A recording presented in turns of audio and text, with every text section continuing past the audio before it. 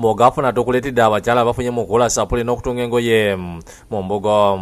Abakyala bano basangibwa Mbirizi Mulengo Town Council nga bagamba nti beekulakulanyiza mu kukola sapule okutunga engoye mu mbugo okuluka ebibbo n'okola ebitabo. Kwekuŋŋaanya buli omu kyamanyi n'akisomesa banne. Nga bw'olaba wano Lwengo Women's Project tusobola okuteerako amannya nga gasomero lyo. Katukola bino ebibbo ne tuwandiikamu amannya. Tusobola okukola wooda ne tukolera ebibbo byonna byokola ki byoyagala. Kati muno mulimu Aruna ne Bukedde TV.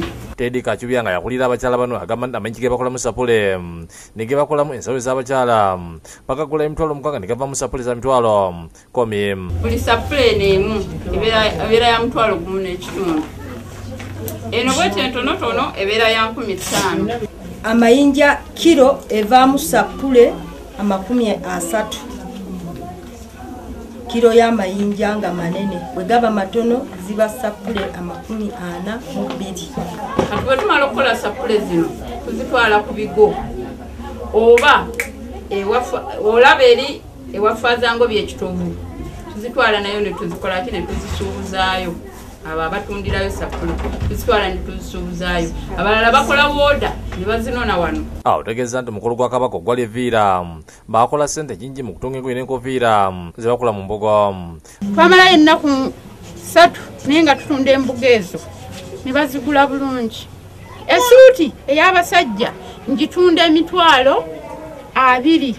Bizinesi nnungi nsuubula embugo zange buli lubugo nosanga ntufunyeko nga ntumaliriza otutunga nosanga nfunyeko emitwalo gyange 10 nfunyeko emitwalo gyange 5 okusinziira ku kyemba nkozeemu. Baasala n'okukola edduuka ebatundira ebintu byabwe olw'akatale akawamu. Aisha Namando omukozi mu maduuka gano agamba nti olunaku basobola okukola wakati w'emitwalo 5 n'omusanvu. Era ensawo tuba tugitunda emitwalo 5. Ategeeza nti bakola bukozi mirimu egyo wabula basobodde okuyamba abaana abawala bamulekwa ne babayigiriza okukola emirimu gino abatali kusasula wadde 10. Kati wano tupima omukono gw'eggomese wano tupimawo inchi 10 wano bwe wati. Kachubya ategeeza nti omulimu guno gwe bamazeemu emyaka 4 bazimyemu amayumba g'abapangisa okugula emmotoka n'okukola emirimu emirala omuli okutimba ku mbaga n'okwambaza abagole. Nina ebibanja byange 4. Ekimu kiriko emmwanyi, emu poloti njagala gizimbamu ewantu awagezi bwe tunaakoleranga nga siwafunda bwe wati.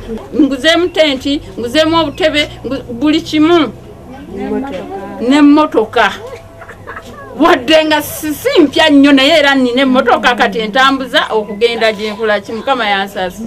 Bano basomoza n'abakyala abakyanyoma emirimu. N'otosabiriza guno omulembe gwagwawo gw'okusabiriza. Abakyala mbakubiriza bayiga okukola abaana ab'obuwala munyiikire okuyiga ebyemikono. Bagamba nti omukyala yenna ayagala okubeeyungako agende babasomesa abatali kusasula wadde 10. Awaayo buwi sente za gundi za bwammemba n'ez'amatiriyo ne tutandika ne tumusomesa. Haruna Mugerwa yakusakidde eggulu eno ku lwa Bukedde TV agafuna.